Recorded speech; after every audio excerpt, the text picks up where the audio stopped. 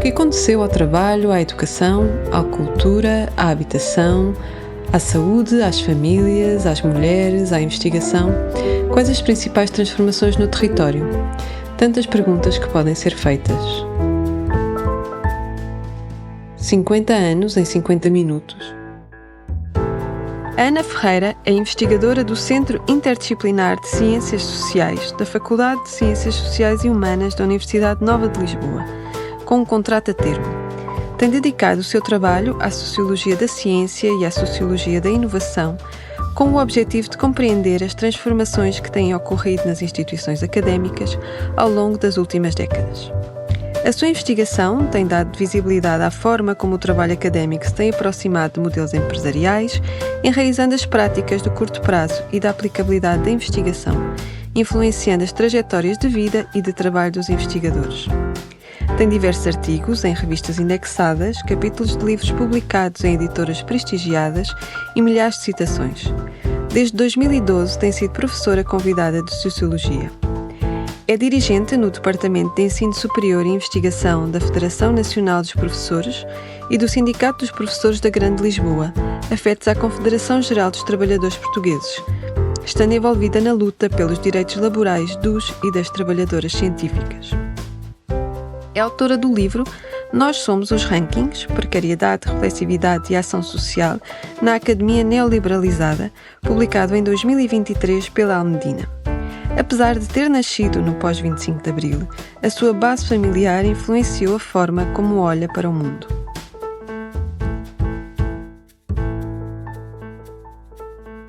Não, o 25 de Abril era muito importante em minha casa, mas a celebração que existe em Lisboa com a descida da Avenida da Liberdade foi uma coisa que só tenho num período de quando eu vim estudar para Lisboa.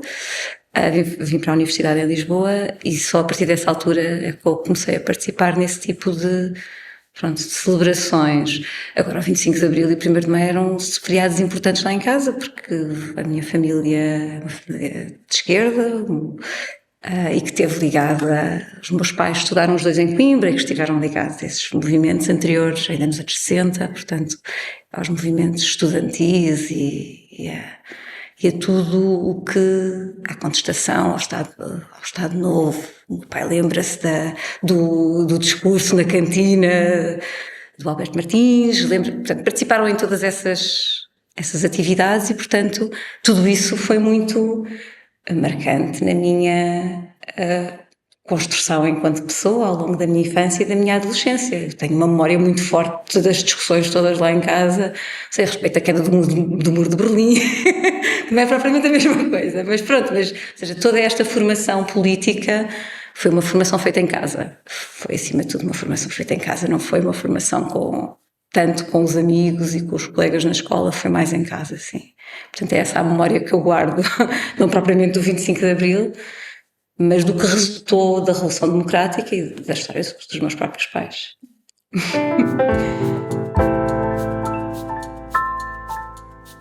A minha leitura do mundo relaciona-se com a leitura e com os confrontos que tinha em casa. O meu pai continua a ser comunista, a minha mãe não. A minha mãe hoje em dia não, que entretanto faleceu, mas era simpatizante do Partido Socialista e votava no Partido Socialista. E portanto havia discussões enormes, sempre, o tempo inteiro. E eu e o meu irmão crescemos a ouvir estas discussões e a formarmos a nossa leitura do mundo a partir destas discussões. Portanto, sim, teve uma importância fulcral naquilo que eu sou e na forma como eu leio e interpreto a realidade social, sim. Claro que isso depois também é feito em conjunto com as tuas experiências na escola, com as tuas experiências com os teus amigos e colegas, com a tua vida. Mas essa formação inicial foi central, acho eu, naquilo que eu sou, sim. A sua investigação atual é na área da Sociologia, mas o percurso académico da Ana iniciou-se fora das Ciências Sociais. Ana Ferreira é licenciada em Bioquímica pela Faculdade de Ciências da Universidade de Lisboa, tendo feito um primeiro doutoramento na mesma área, na Harvard Medical School, nos Estados Unidos da América. Contudo, percebeu que queria dedicar-se a outras temáticas e em 2011 terminou a licenciatura em Sociologia na Faculdade de Ciências Sociais e Humanas da Universidade Nova de Lisboa e um doutoramento na mesma área no ano seguinte. contrariamente, há um conjunto lá, eu fico sempre impressionada quando ouço pessoas a falar sobre os seus percursos, não só amigos e colegas, mas também quando ouço entrevistas de outras pessoas conhecidas e que dizem que desde sempre souberam o que queriam ser. Eu queria ser bióloga e trabalhar num laboratório, eu queria ser neurocirurgião e fazer, ou queria ser, não sei, historiador. Eu não sabia o que é que eu queria ser, nunca soube o que é que eu queria ser, porque eu gostava de tudo, basicamente. E, portanto, fui daquelas pessoas que tive muita dificuldade em escolher uma área no 9º ano, que era nessa altura que se escolhia, depois eu podia-se alterar outra vez no 10º. E mais tarde, claro que sim, mas eu tive muita dificuldade em escolher, fui ao psicólogo, fiz testes psicotécnicos, mas eu achava aquilo tudo uma grande tolice, porque eles davam-te as respostas, diziam-te as coisas que tu respondias, e, portanto, aquilo não, para alguém que está à procura daquilo que quer ser, aquilo não me ajudava em absolutamente nada. E acabei por decidir fazer aquilo que me era fácil, e era-me mais fácil, para mim, naquela altura, as ciências naturais e exatas. Fiz quimiotecnia, era assim que se chamava na altura, já há muitos anos. E eu achava aquilo divertido, na verdade. Depois fiz bioquímica na faculdade, aqui em Lisboa, na Faculdade de Ciências, e fui seguindo sem pensar muito no assunto. Divertia-me a fazer aquilo, fazer investigação era como era aquela ideia do puzzle, não é? Não sabemos qualquer coisa e vamos juntando uma peça e acrescentamos um bocadinho àquilo que já está feito. Mas a partir de certa altura comecei a questionar o que é que eu estava a fazer, para que é que aquilo servia. Isto começou em larga medida durante o doutoramento, quando comecei a trabalhar mais, que não fiz cá, fiz nos Estados Unidos, em Boston. Quando tenho o meu tempo todo dedicado a fazer investigação, e começo a questionar-me para que é que isto serve, porque é que eu trabalhava com diabetes na altura, estava a tentar perceber quais é que eram as vias de transmissão de sinal da insulina a nível celular.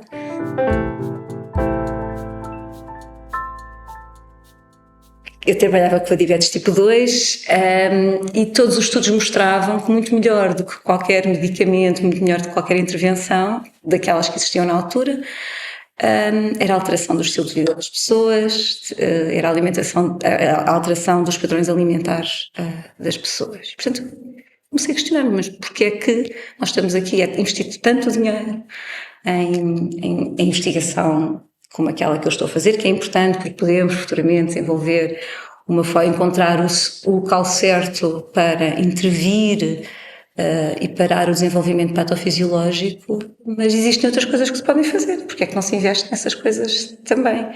Portanto, isto conduziu-me a um conjunto de questões acerca da ciência e da própria ciência, para que é que serve a ciência, porque é que a ciência vai neste sentido e não aquilo. A maioria destas eram questões que vinham da minha experiência e não de um conhecimento profundo sobre a construção científica, sobre o processo científico.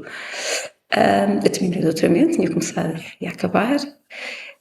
Na altura eu queria voltar para Portugal, tive 4 anos em Boston e procurei, o percurso normal era fazer um pós-doc, era fácil, não é fácil, mas era o percurso natural. Mas continuei sempre a questionar-me e foi nessa altura que decidi que tinha que fazer alguma coisa acerca disso. Percebi que eram as ciências sociais, também não era assim muito difícil de perceber que questionavam a ciência. Inscrevi-me, candidatei-me à Sociologia e pronto, inscrevi-me aqui na FCSH. Inicialmente inscrevi-me a 3 cadeiras, algo assim, porque era só vamos cá ver o que é que as ciências sociais têm a dizer-me acerca da ciência de um modo geral, e se isso me ajuda a pensar a ciência. E pronto, e depois gostei muito e percebi que era aquilo que eu queria fazer, que gostava de ciência e que queria fazer ciência, mas não as ciências que eu estava a fazer. Queria pensar sobre a construção científica, sobre o processo científico, sobre o que é isso de conhecer e porque é que existe determinadas formas de conhecer que são mais apoiadas do que outras.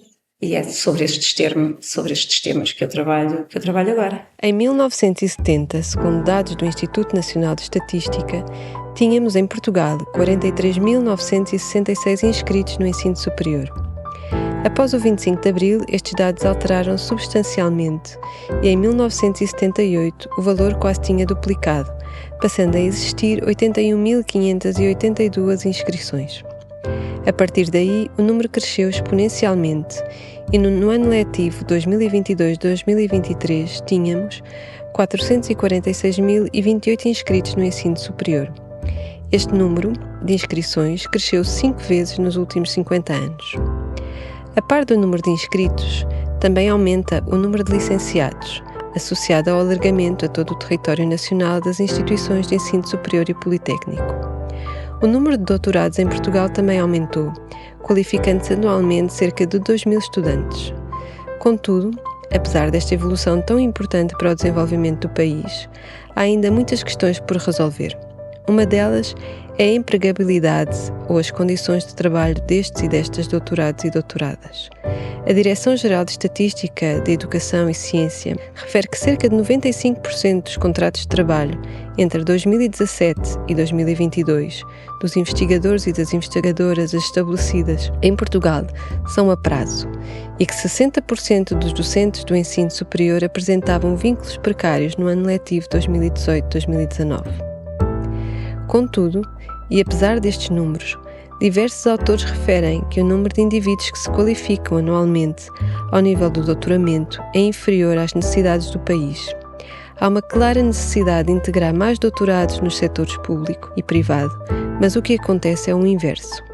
Houve grandes transformações, não é? Quer dizer, todo o sistema de ensino superior e ciência foi altamente transformado, fruto da Revolução Democrática. Uma parte destas transformações, quer dizer, iniciaram-se um pouco antes, não é? Com a reforma do Veiga Simão, mas a grande expansão do ensino superior e da ciência, o grande apoio à ciência ocorre, na verdade, no pós-25 de Abril, com a expansão das instituições de ensino superior a todo o território nacional, com a diversificação universitária e politécnico e com o apoio também à própria ciência. Sim, houve muita coisa, quer dizer, o número de alunos cresceu extraordinariamente, o número de licenciados, mestrados e doutorados também cresceu de uma forma extraordinária, o número de instituições também aumentou muito e, portanto, isto criou-se uma massa crítica muito grande ao longo de todo este processo e isso fez... quer dizer, quando se olha para os números a partir de 74, 75 até à atualidade, os números são todos de expansão, mesmo com os períodos mais recentes em que houve quebras, e mesmo que o investimento seja mais baixo do que há umas décadas atrás, não é? Como mostra a Maria de Lourdes Rodrigues, agora um livro relativamente recente do ano passado. As grandes tendências destes 50 anos são tendências de crescimento, de expansão. Mas nem tudo correu bem, não é? Porque esta expansão também depois apanhou um conjunto de outras tendências internacionais, não é? Que se traduziram em tendências menos boas, não é? Que hoje, atualmente as instituições de ensino superior têm um poder concentrado num conjunto pequeno de responsáveis nestas instituições que tomam as grandes decisões, não é? Os reitores não são eleitos, são eleitos pelo Conselho de Faculdade, que assim é eleito democraticamente, portanto as decisões são concentradas, isso tem implicações a imensos níveis.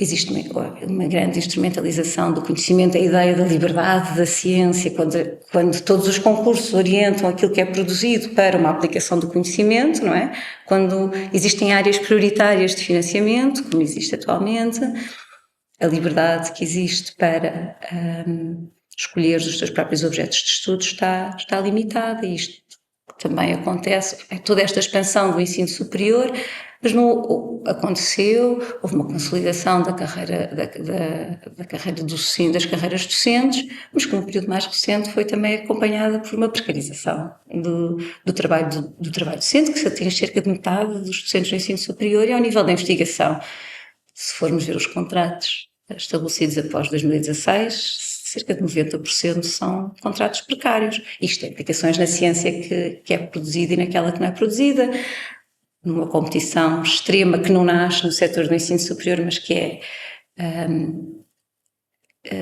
é desenvolvida aqui também. Quer dizer, é que há várias tendências que se cruzam ao longo deste processo. E, portanto, por um lado temos este crescimento brutal, mas a partir do final da década, de uma forma mais presente ou mais clara, a partir da década de 90, as tendências de neoliberalização também são visíveis no ensino superior e também são visíveis cá. O ensino superior é um meio para a assimilação dessas lógicas neoliberais, que têm a competição como a sua máxima, e é o local onde se qualificam pessoas para o mercado de trabalho, e é o local onde também se podem produzir produtos e serviços inovadores, também uma vez mais para a economia. Isto funciona melhor se tivermos uma mão de obra precarizada, que está sujeita a todo a fazer aquilo que lhes é imposto por quem detém o poder. Portanto, houve muita coisa muito boa, crescimentos extraordinários a todos os níveis, publicações, investimento público e privado, diversificação também da própria população universitária e da população que se dedica à investigação científica, mas também existe um conjunto de aspectos que poderiam funcionar de uma forma mais democrática. Nas últimas décadas, temos assistido a uma progressiva mercadorização do conhecimento científico e a uma crescente precariedade da força de trabalho. Estas mudanças têm contribuído, por um lado, para a desvalorização da componente social da investigação, a favor de formas relativamente acríticas, instrumentais e tecnocráticas de produção de conhecimento, desligando-se dos contextos sociais que visam compreender. E, por outro, a ciência competitiva que se quer produzir tem por base um constante frenesim de competição e consumo que condiciona a vida diária dos investigadores. No livro Nós Somos os Rankings, a Ana analisa os efeitos destas alterações nas condições de trabalho, de emprego e de vida dos trabalhadores académicos. Vou começar por clarificar que o título é uma frase que foi... O título do livro é Nós Somos os Rankings, depois tem um subtítulo. E é uma frase que se via... Em 2016, 2017 houve um conjunto de alterações legislativas que permitiram a contratação de um conjunto alargado, maioritariamente de investigadores, mas é uma contratação maioritariamente precária. Em 2017 houve o PrEFPAP, que integrou um número de pessoas muito pequenas nas carreiras de ensino superior e de ciência. São cerca de umas curtas centenas, 2 centenas, algo assim.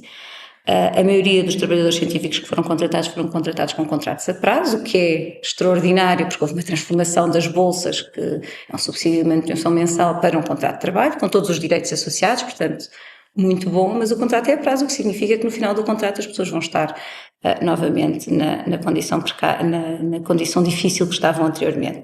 E na altura em que estes debates, em que estas iniciativas legislativas estiveram em discussão na Assembleia da República e depois na Comissão de Educação e Ciência, houve um conjunto largo de manifestações e um grupo de investigadores que sistematicamente levavam umas pancartas que diziam Nós somos os rankings.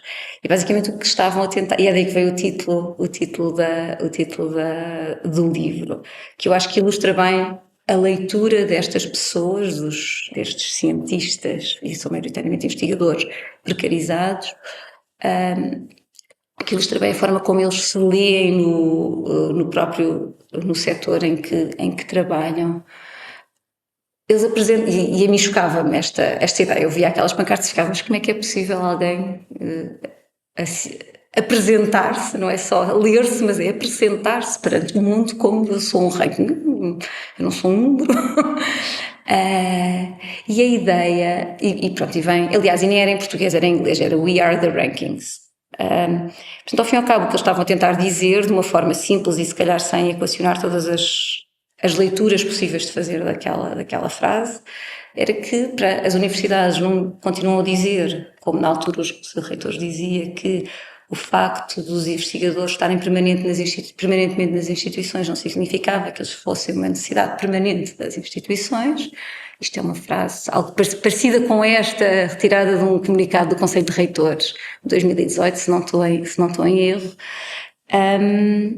que quem construía a forma como as universidades se apresentam para fora, as instituições científicas de modo geral, eram estas pessoas, são elas que escrevem a maioria dos artigos. É claro que os docentes também escrevem artigos, é claro que os docentes também escrevem livros e têm um contributo essencial ao funcionamento das instituições de ensino superior.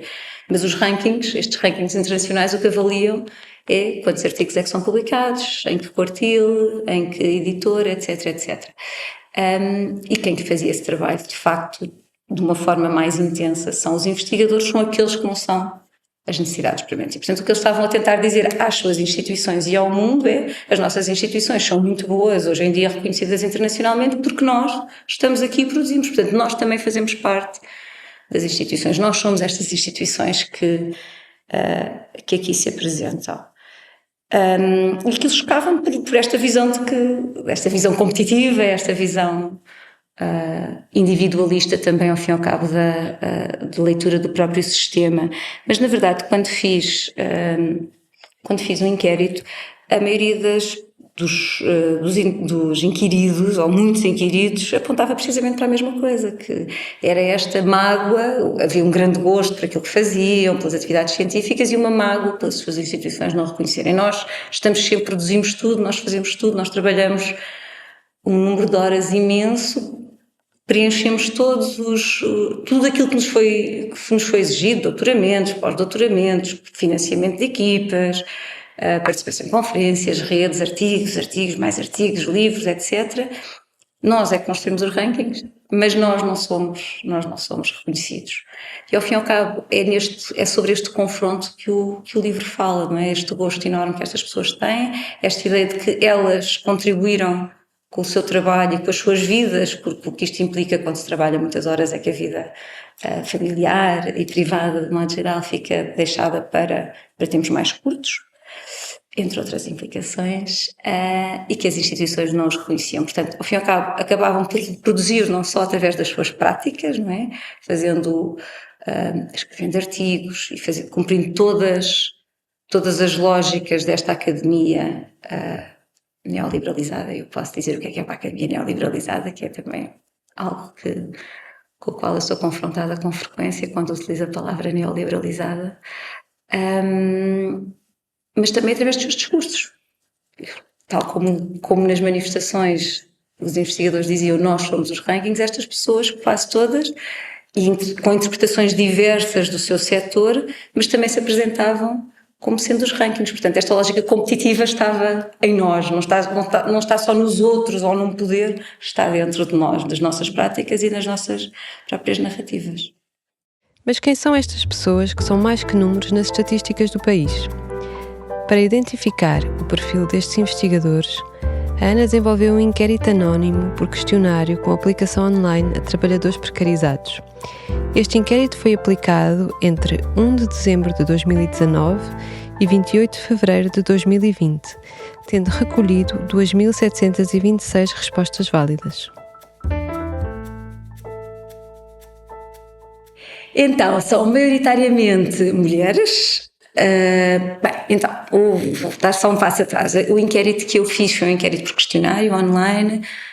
Na verdade, ele foi respondido por mais de 4.000 pessoas, mas 1.000 e qualquer coisa as respostas não estão completas, e, portanto, tiveram que ser, entre outros grupos mais pequenos, e, portanto, tiveram de ser,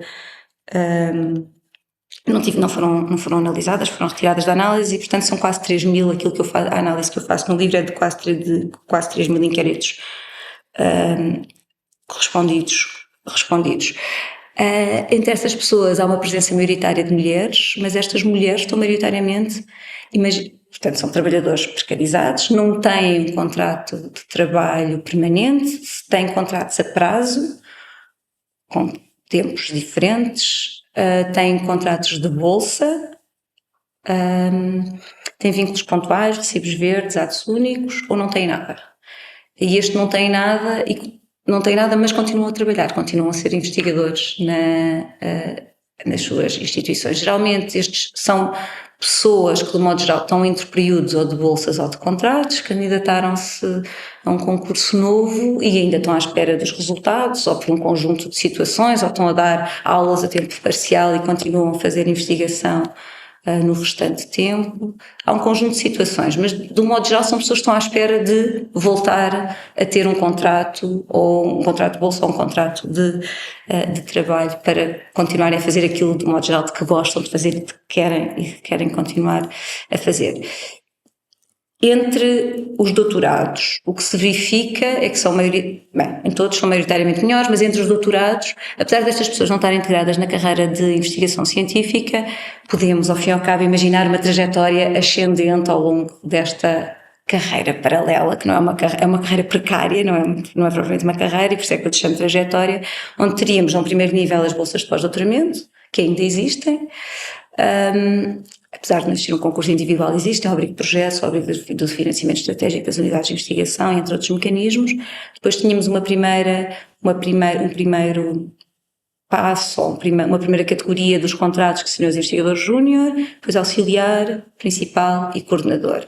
E quando olhamos para este conjunto de categorias, o que nós verificamos é que as mulheres estão sobre-representadas, mas estão sobre-representadas nas categorias mais baixas. Isto é mais provável ser-se mulher e ser-se investigadora de pós-doutoramento, é mais provável ser-se mulher e ser-se investigadora júnior, e daqui para a frente é mais provável ser-se homem e ser-se investigador auxiliar, é mais provável ser-se homem e ser-se investigador principal. E portanto elas têm maior prevalência, mas nas categorias mais baixas desta trajetória. O Barómetro das Diferenças Remuneratórias de 2023, desenvolvido pelo Gabinete de Estratégia e Planeamento do Ministério do Trabalho, Solidariedade e Segurança Social, apresenta uma diferença entre o salário médio das mulheres e dos homens de 13,1%. Esta diferença tem vindo a diminuir ao longo dos anos, permanecendo ainda elevada apesar de todas as transformações. Contudo, estas diferenças que afastam homens e mulheres no mundo laboral não são só salariais.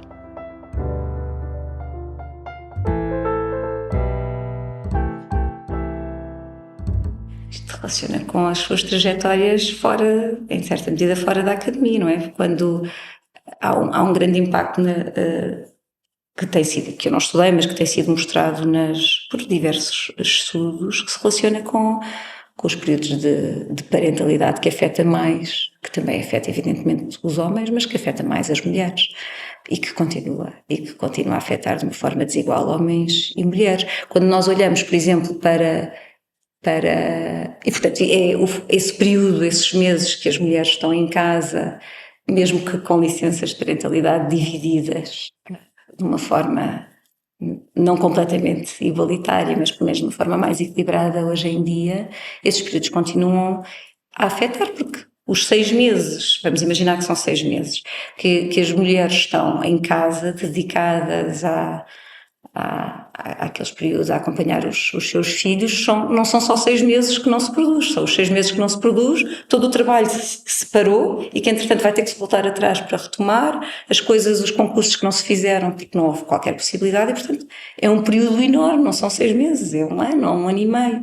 E também por isso é que hoje já começam a existir concursos dedicados a quem teve em licença de parentalidade. A FCT neste momento tem um concurso Restart que é um pouco para permitir que quem foi pai e mãe possa voltar a iniciar a sua carreira académica. Em todo o caso, isto continua, esse impacto continua a sentir-se, não é? Num meio altamente competitivo, se estamos 1 ano sem produzir ou produzir muito pouco, é 1 ano que é difícil de justificar em qualquer concurso, por mais que digamos que isto aconteceu, os empregadores vão continuar a olhar para os indicadores de produtividade, e isso tem influência na forma como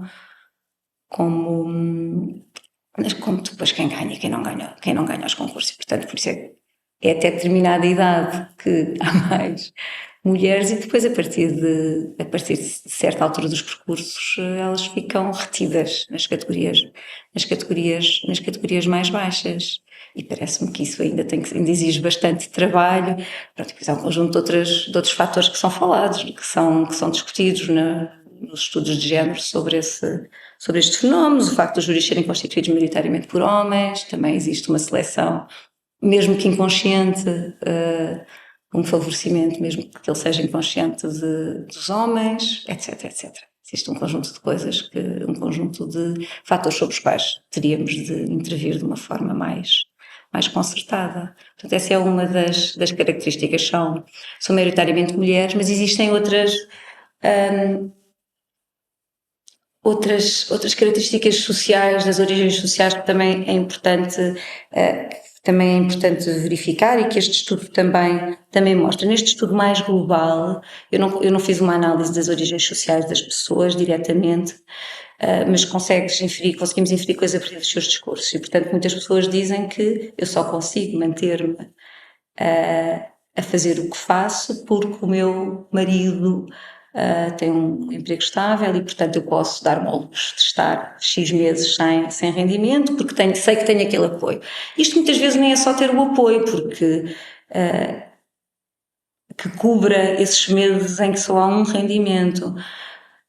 A capacidade de imaginar que é possível, e eu acho que na verdade isto é o mais importante, que é possível, se eu ficar sem rendimento, eu vou poder continuar, mesmo que isso não tenha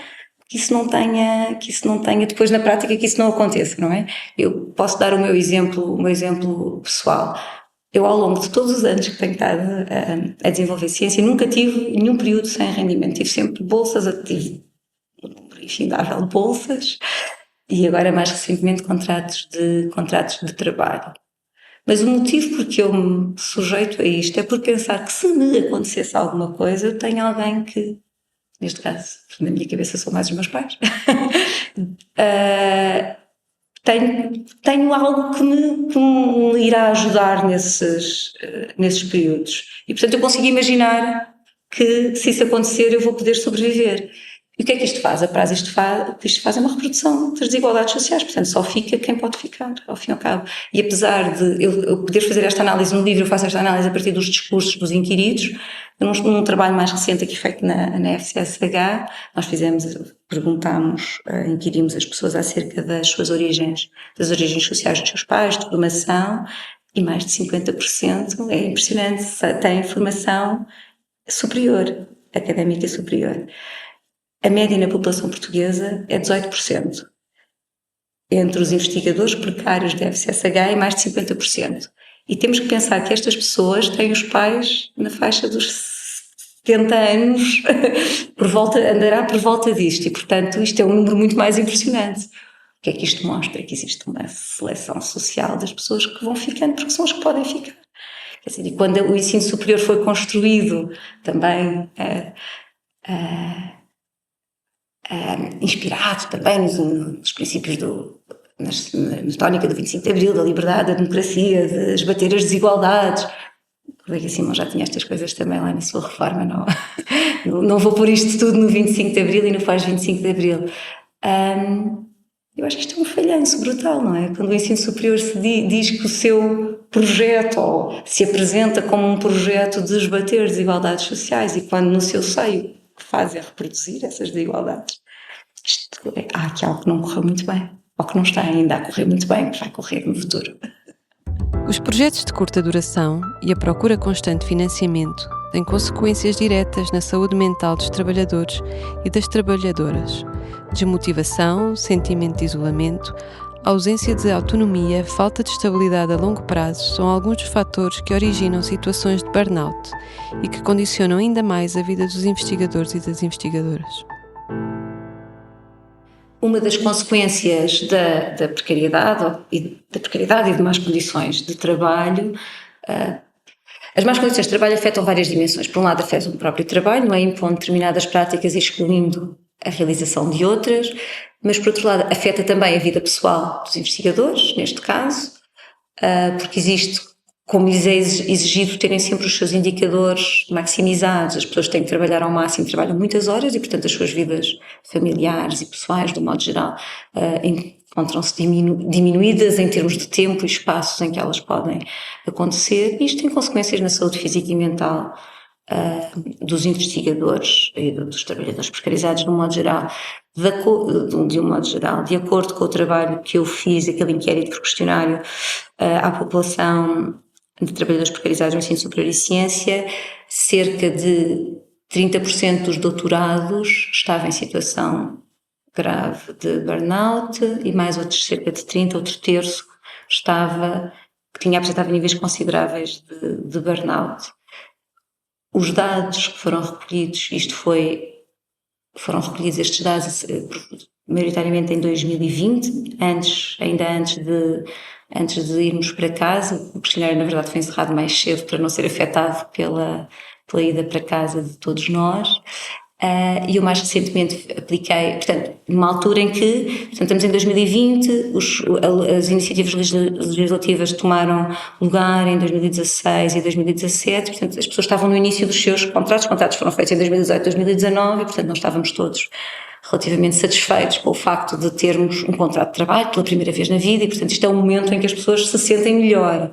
E mesmo nessa altura, 30% níveis muito altos e mais outros 30, cerca de 30 níveis consideráveis de burnout. O inquérito que foi feito no início do ano passado, em 2023, na FCSH, portanto é um universo muito mais pequeno, apresenta estes níveis, portanto passa de 30 de níveis altos para 60% de níveis altos. O que é que acontece? O que acontece é que os nossos contratos vão terminar. A maioria dos contratos aqui na FCSH terminam no início do próximo ano, em 2025. Portanto, as pessoas estão extremamente preocupadas com o que irá acontecer e isso tem pesos na forma como se sentem, como vivem. Isso tem um peso enorme na sua saúde física e mental. O que estas pessoas dizem, para além daquilo que eu também já referi, desta ideia de sentirem que as suas instituições não reconhecem o seu trabalho, isto tem peso para si. É também a sensação de que para fora, que ninguém percebe a situação em que elas estão, ninguém compreende o peso de eu ser uma trabalhadora precária. Portanto, toda a gente valoriza o facto de trabalhar numa universidade e desvaloriza o facto do vínculo ser precário. E, portanto, há uma sensação de inutilidade, de alguma inutilidade decorrente desta desvalorização constante, em vários níveis da sua vida. Há uma sensação de ansiedade constante, um peso constante. Falavam num ruído de fundo constante, porque nunca se sabe o que é que vai acontecer. Nós estamos sempre à espera, nós vivemos à espera. Ou seja, é produzir muito rapidamente e depois esperar tempos infinitos pelos resultados dos concursos, tempos infinitos por um artigo que submetemos. É sempre esta sequência. Portanto, temos que produzir muito e agora temos que esperar imenso tempo. Isto, evidentemente, que causa situações de grande ansiedade e de não saber o que é que vai acontecer amanhã. E, portanto, isto acaba por resultar em situações de stress e fadiga no trabalho, que é isso que o inquérito, que eu apliquei um instrumento psicométrico. Existem várias formas de avaliar o burnout. A forma como eu utilizei foi através da aplicação do instrumento psicométrico de Maslach, que avalia 3 dimensões. Exaustão emocional, ceticismo era este que eu me estava a esquecer, e realização profissional. Portanto, as pessoas estão muito exaustas com o trabalho e, de um ponto de vista emocional, muito exaustas, duvidam daquilo que fazem por causa de tudo aquilo que eu estava a dizer, não é? Porque as suas próprias instituições lhes dizem constantemente que o seu trabalho em certa medida desvalorizam o trabalho que elas fazem, e socialmente também, isso também acontece de alguma forma, e muitas também não se sentem, portanto, uma baixa realização profissional.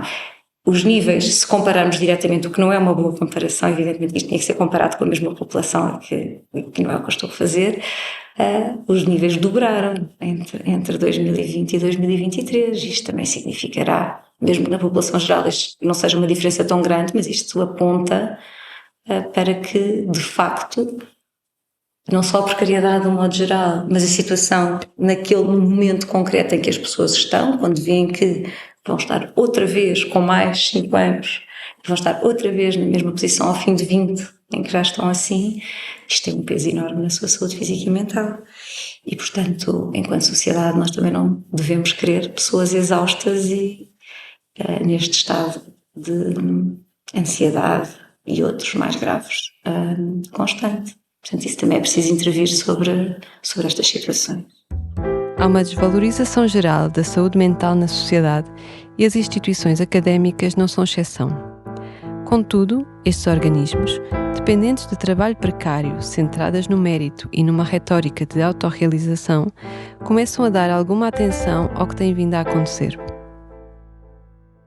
Eu acho que existe uma desvalorização. Bem, em primeiro lugar, existe genericamente na sociedade existe uma desvalorização da saúde mental. Não é propriamente um tema que seja socialmente muito valorizado. Em termos das instituições, existe depois uma reprodução, parece-me, dentro das instituições de ensino superior, também destas situações. Neste momento, aqui na FCSH, o Gabinete de Psicologia dá apoio e tem um conjunto de sessões, organizaram um conjunto de sessões relacionados especificamente também com o stress e a fadiga no trabalho. Portanto, existe já alguma tentativa de falar, visibilizar estes assuntos, mas ainda é algo que é difícil, sobre o que é difícil de intervir, até porque as pessoas não gostam muito de falar sobre estas questões, de se exporem as suas fragilidades a este nível. E, portanto, há aqui várias áreas onde é preciso intervir, não é? As pessoas não gostam de falar sobre estas situações e não têm de expor dessa maneira, como é evidente. As instituições, de algum modo, até recentemente têm desvalorizado, agora parece-me que também estão a começar a dar atenção, também porque houve um conjunto de trabalhos em vários setores de atividade sobre este fenómeno, sobre esta condição. E, portanto, é continuar a desenvolver estes processos, intervir antes, portanto é preciso fazer primeiro a prevenção e depois intervir quando os casos já estão diagnosticados de alguma forma. Isso evidentemente não cabe a mim, mas a uma equipa médica de fazer. O Eurobarómetro diz-nos que 86% dos cidadãos europeus considera positivo o impacto da ciência e da tecnologia na sociedade. Em Portugal, este valor atinge os 99%, registando um aumento de 30% face a 2013, o maior entre os países europeus. Apesar destes valores, há um desconhecimento grande relativamente às condições de trabalho dos investigadores e das investigadoras. Bem, em relação à sociedade civil, é interessante porque, por um lado, a sociedade civil tem uma grande confiança na ciência, quando inquiridos acerca da confiança que têm nos políticos, em várias categorias sociais, em quem tem mais confiança, e Portugal é dos países que tem mais confiança nos cientistas e na ciência. A confiança nos cientistas é extraordinária, mas depois há um desconhecimento, parece-me que também é igualmente grande, acerca das condições laborais dos cientistas.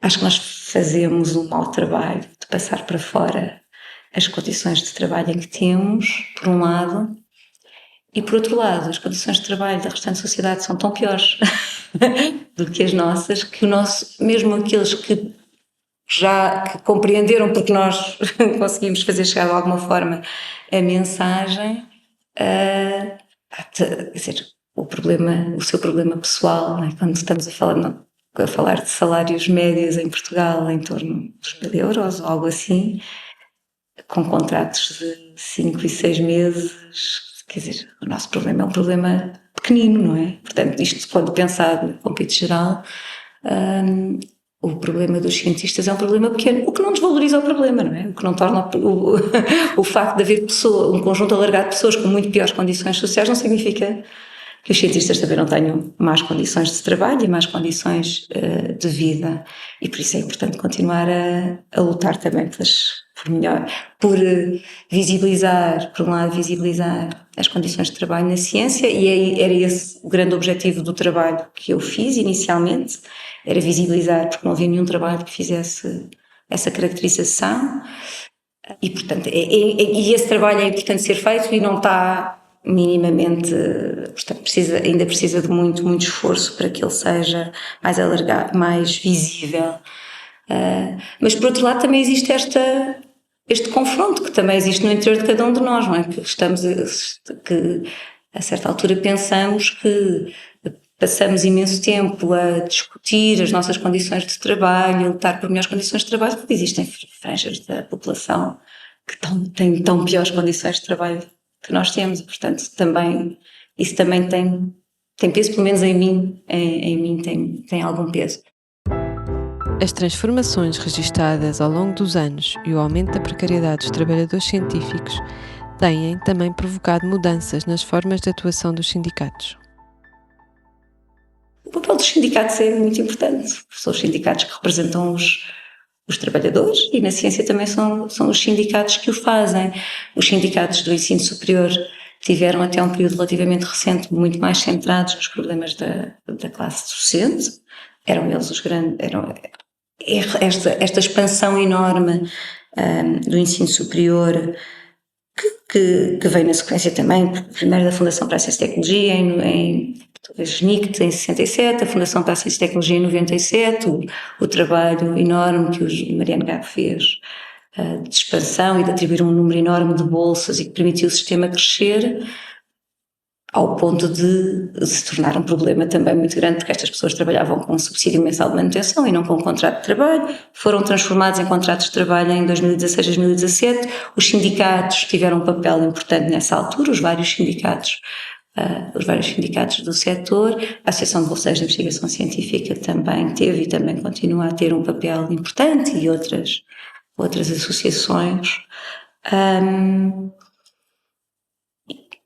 Há um percurso grande a fazer. Não pode ser que 90% dos investigadores estejam com contratos precários. O sistema só funciona porque estas pessoas continuam a trabalhar.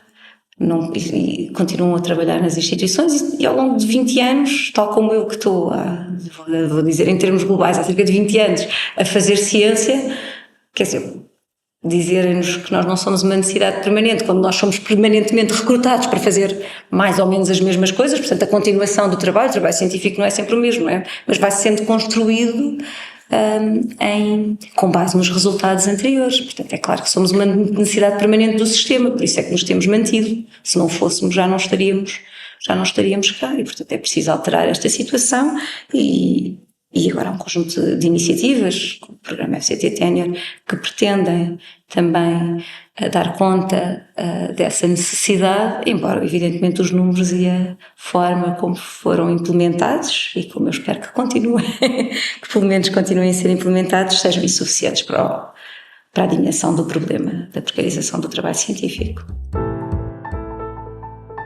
Tendo em conta todas as alterações ocorridas nos últimos 50 anos, pensar os próximos 50 pode ser um desafio. Eu gostava que o setor do ensino superior e ciência se tornasse verdadeiramente democrático, gostava que o poder não tivesse concentrado no conjunto de pessoas que decidem as formas organizativas e tudo mais dentro das instituições. Gostava que a ciência fosse verdadeiramente livre e não orientada e instrumentalizada para a produção de inovação ou para a produção de políticas públicas. É evidente que é necessário que existem demandas, existem necessidades sociais e a ciência também tem responsabilidade social. Portanto, há aqui um equilíbrio que tem que se jogar entre aquilo que é necessário fazer e o espaço de liberdade que é importante dar-se à ciência para que se construa aquele acervo coletivo de conhecimento, as bases, que respondam aos grandes questionamentos da ciência sem uma necessidade, que não tenham que resolver um problema que exista agora e que tenhamos de ter uma resposta para amanhã. E hoje em dia a ciência está toda orientada para a necessidade de resolução de problemas com os quais nós nos confrontamos agora. Portanto, isso é preciso fazer, mas é preciso não esquecer que precisamos de construir as bases globais de conhecimento, porque sem essas bases depois não é possível resolver os problemas. Se não houver uma base coletiva de conhecimento desinteressado de um qualquer intuito prático, imediato, não é possível depois resolver os problemas. E existem inúmeros exemplos, e a pandemia é um exemplo clássico, já clássico, não é? Já se pode dizer que a pandemia é um exemplo clássico disto mesmo. Só foi possível, por exemplo, em relação à detecção do vírus. Muito rapidamente se criaram formas de detecção, técnicas de detecção do vírus. Porquê? Porque houve durante décadas anteriores quem se tivesse dedicado a sequenciar os genomas de vírus, isto não tinha interesse nenhum prático em desenvolver técnicas de detecção das sequências de RNA dos vírus, neste caso, porque se desenvolveram um conjunto de técnicas que não tinham nenhum interesse prático, e foi isso que permitiu detectar e depois mais tarde desenvolver o mesmo em relação ao desenvolvimento das próprias vacinas, que é baseada em investigação desprovida de qualquer interesse. Portanto, se nós deixarmos de ter esta base de conhecimento fundamental e de investigação fundamental, não vai ser possível depois desenvolver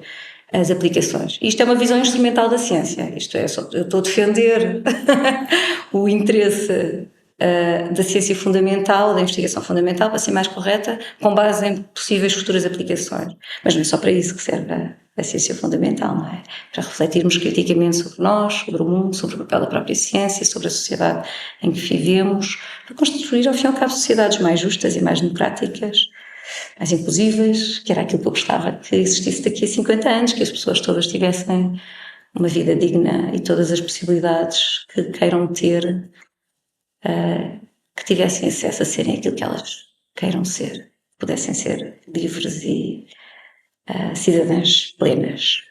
E para isso a escola e o ensino superior são extraordinariamente importantes. 50 anos em 50 minutos é um podcast original do SIX Nova, Centro Interdisciplinar de Ciências Sociais da Universidade Nova de Lisboa, numa série de 12 episódios. Eu sou a Ana Estevães, responsável pela ideia original, investigação, produção e escrita. A banda sonora original tem a assinatura do Guilherme Caligari, tal como a edição de som e a sonoplastia. A Marina Silva Ferreira está no apoio à produção desta série e o Federico Águas fez o trabalho de consultoria. A imagem gráfica é de João Gonçalves. Esta entrevista realizou-se no dia 23 de abril de 2024, numa sala do Colégio Almada Negreiros da Faculdade de Ciências Sociais e Humanas da Universidade Nova de Lisboa.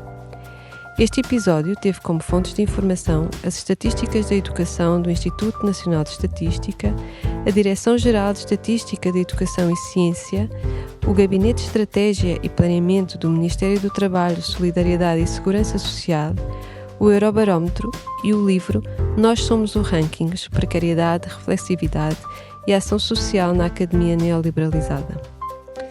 Este trabalho é financiado por fundos nacionais através da FCT, Fundação para a Ciência e Tecnologia, no âmbito do projeto UIDB 4647-2020 do SIX Nova, Centro Interdisciplinar de Ciências Sociais da Universidade Nova de Lisboa.